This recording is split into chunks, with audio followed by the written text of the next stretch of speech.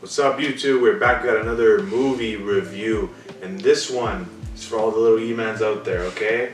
Hugh Jackman, he is back with another movie, which is not a musical, right? So we're happy about that. His latest movie, Reminiscence, Eman couldn't say that. It came out on HBO Max and in theaters, so we were able to watch it this past weekend. It was a good movie. We watched it really late at night too, and it kept us awake most of the time, so it's always a good sign. How long have you been like a big fan of Hugh Jackman for? Obviously, you love him for Wolverine, obviously. Huh? Oh yeah, well, as you know, almost all my usernames start with Wolverine in it, so yeah. at that point, anything out there. I can tell you're getting a little emotional right now, but like, for what it's worth, would Billy Butcher have been a better Wolverine?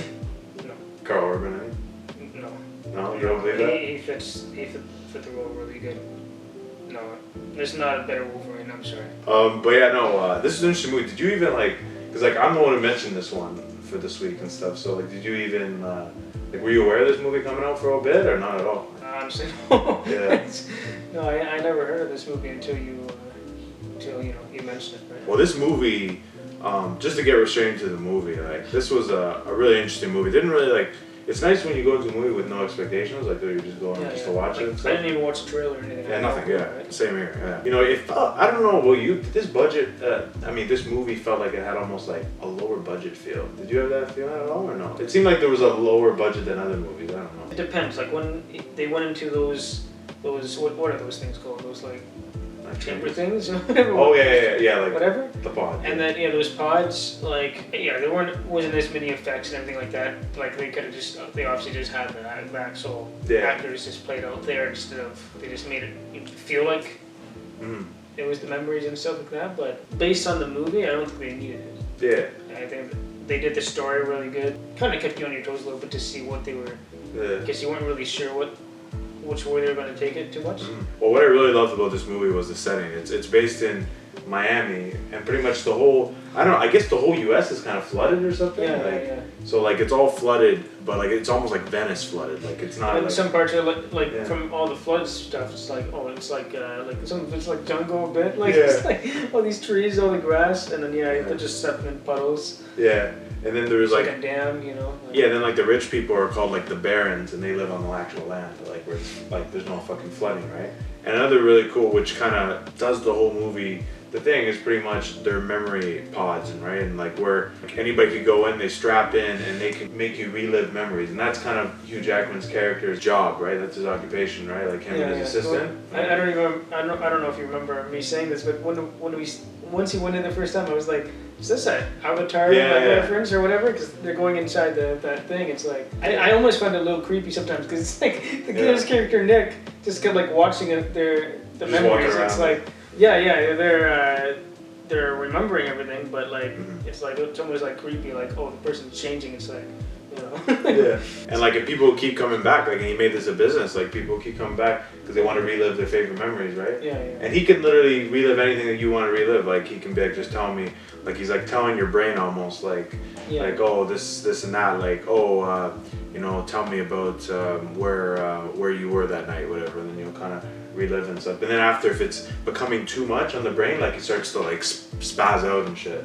The person, and you gotta calm down. Yeah. When there's a police investigation involved in the movie, the police get pissed off, and they're they ask a question, he starts spazzing out you might die and shit. So and that's and he's such a professional. You can also turn up the thing the velocity, voltage. And pretty much the whole story actually is him trying to find this woman that he's in love with for 4 months. She just disappears, and he's trying to find her and what the hell happened to her, right? Because he believes that she didn't just disappear. Everybody thinks he's crazy. But pretty much from start to finish, he's going through people and stuff, and he's kind of connecting the dots and stuff. And then somebody's some other at least Elsa goes missing. Whatever after kind of connects the dots with these mafioso rich family. Walter, what was his name? Angelo put his name. Walter, the super rich guy. And he ends up dying through the police investigation too, and everything ties itself together. Everything makes sense later on. You are kind of confused. At certain points. But it explains itself. It's almost like Tenet. You're confused what's going on, and then they hit you with another thing. Yeah, exactly. Because as you go in the movie, you're thinking that May, this girl who ends up being bad. She's kind of she's kind of like a freaking swifty chick who's like taking advantage of guys and stuff, and just took advantage of him, right? By the end, realized that she was kind of like that before. That was her past that she mentioned a little bit to his assistant and stuff, like mentioned the addict to I think it was Baca, I think that was the drug or something. I think it was called that. And she ends up like going on and stuff, and but she was actually being good. Like the cop, the guy who has the scars all over his head and stuff, burn marks and stuff. He ends up being like super bad and stuff, and he's like pretty much blackmailing her what to do. And then even though she was like forced to like get involved with Nick, but actually she did love him. She saves the girl Elsa's son after she dies because of him, whatever. Spoiler. Yeah, that's a spoiler, by the way. She's getting abused by the former cop who got burned and stuff, and then she just kills herself. She falls off, like sacrifices herself. So she ends up being a really good person. He was vindicated by that. So by the end, it's like, oh, he was right, whatever. And then he goes to, and by the time it's all done, because technically he did break the rules and stuff, but he went to go talk to his assistant again and say, listen, like, don't waste any more of your life. Like, go see your daughter that she's been kind of like been away from for a while. And then by the end of the week, she gets really old, and then he just literally decides to end his life and just live it in the tank, and just keeps replaying his memories with her. She comes back to the tank. He's old in the tank, like he hasn't got out. Like he's not dead, but he's not dead.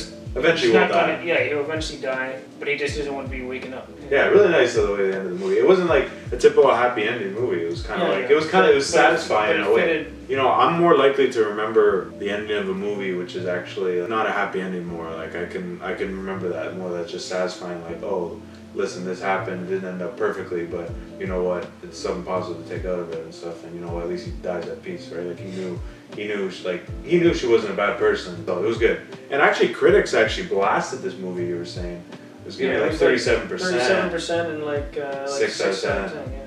So, and obviously we don't believe that at all. We brought it higher, like to like a 6.5. Right? So. Yeah. Well, as one of Hugh Jackman's biggest fans, is this one of his best films to date or no? Not even close. No, I'm sorry. I'm too big of a Wolverine thing, so I can't. Yeah. I just find it funny. One thing I will bring up quickly is, you know how I brought up the Avatar thing? Yeah. It's like that actor, the ex-cop thing, is one of the actors that's actually going to be an Avatar, and he actually was in one of those, whatever they're called. Eman, what time is it? It's movie reading time. Oh yeah. Do you want to take it away, Bo? Yeah, I think I'm ready to do this. So this is your guy Hugh Jackman. What do you rate his performance and the movie as a whole? The movie? Yeah. I'm gonna go. I'm not being biased at all. I'm gonna go 8.5. Okay. Performance? Good. I'm gonna give him a 9. Oh, okay. I think that's good. Okay. I'm not gonna go. Well, he's just too good of an actor. Come on, you can't complain about this guy. For me, I liked the movie a lot, and don't think it was perfect. I'll definitely like take parts from it, but I think I could safely give it 8 out of 10. Anyways, guys, thank you for watching. If you made it this far, and there's an amazing thing that I've said before, you can leave a like, you can comment, you can subscribe, you can even hit this bell right here. It's a magnificent thing. It's like something that the Greatest Showman would have showed. You know what I mean? So, you know what I mean? You can click that bell, and you can get notified when we talk about the latest Hugh Jackman movie, and you get notified for that. And who doesn't love that, eh? Anyways, guys, that's a wrap for us. You're very happy, I can tell. Yeah, like not as happy as free gay guy, free gay. Yeah, free gay. So, anyways, guys, Hugh Jackman's biggest fan, is signing off, and that's a wrap for our Reminiscence movie review. Ciao, Hugh.